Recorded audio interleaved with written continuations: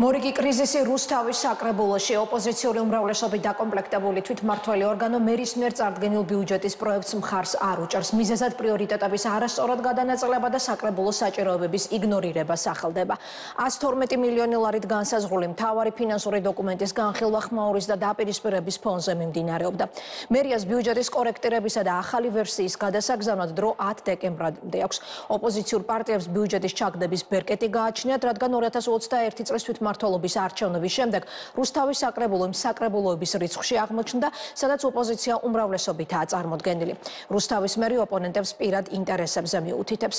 განმეორდება თუ არა შარშანდელი სურათი რუსუდან ლოლაძე რუსთავიდან. 16 მომხრე 19 წინააღმდეგი რუსთავის საკრებულომ ქალაქის მთავარ ფინანსურ დოკუმენტს მხარი არ დაუჭირა. რუსთავის 2024 წლის ბიუჯეტის პროექტის განხილვა რუსთავის საკრებულოში ხმაურის ფონზე რამდენიმე საათის განმავლობაში მიმდინარეობდა. ქალაქის მერმა მოუწოდა ოპოზიციურ პარტიებს დასწრებოდნენ სხდომას და მიეღოთ განხილვაში მონაწილეობა და მოესმინათ მისი არგუმენტები, თუმცა ერთიანმა ნაციონალურმა მოძრაობამ ეს არ გაითვალისწინა, მათ სხდომათა დარბაზი დატოვეს და მხოლოდ მას შემდეგ დაბრუნდნენ, როცა კენჭისყრის პროცესი იყო.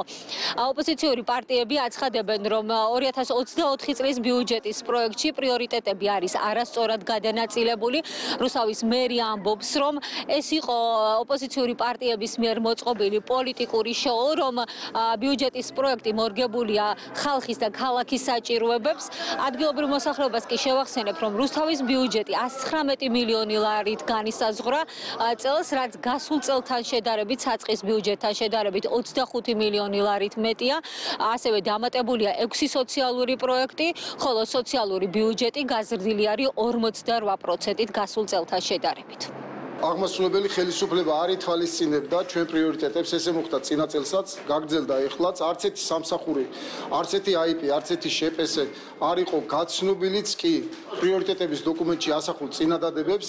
ზუსტად ამ შეხედულებების გამო, იმის გამო, რომ იგნორირებული იქნა ჩვენი შეხედულებები და განხილვის დონეზედაც კი არ იყო ეს, ჩვენ დაუბრუნდეთ ეს ბიუჯეტი შენიშვნებით მერიას. ნახოთ მერია როგორ გაითვალისწინებს. ჩვენ მოგვიწევს იგივე პროექტის გადაგზავნა და სწორედ ამ პირობებში მათ ვთხოვდით, რომ თუ შეიძლებოდა ახლავე დაეჭირათ მხარი იმ ბიუჯეტისთვის, რომელიც მოსახლეობასთან ერთად არის შეჯერებული, მათთან კონსულტაციების საფუძველზეა შედგენილი, რომელზეც მაისის თვიდან მერის სამსახურები ვმუშაობთ და კიდევ ერთხელ მზად ვიყავი, რომ აი ეს დეტალები, რომელზეც შეიძლება მათ პასუხი არ ქონდათ, თუმცა ერთკვირიანი სამუშაო შეხვედრები ქონდათ, დღეს კიდევ შეგვევსო და დეტალურად აბსოლუტურად ყველა კითხვაზე ამომწურავად გამეცა პასუხები.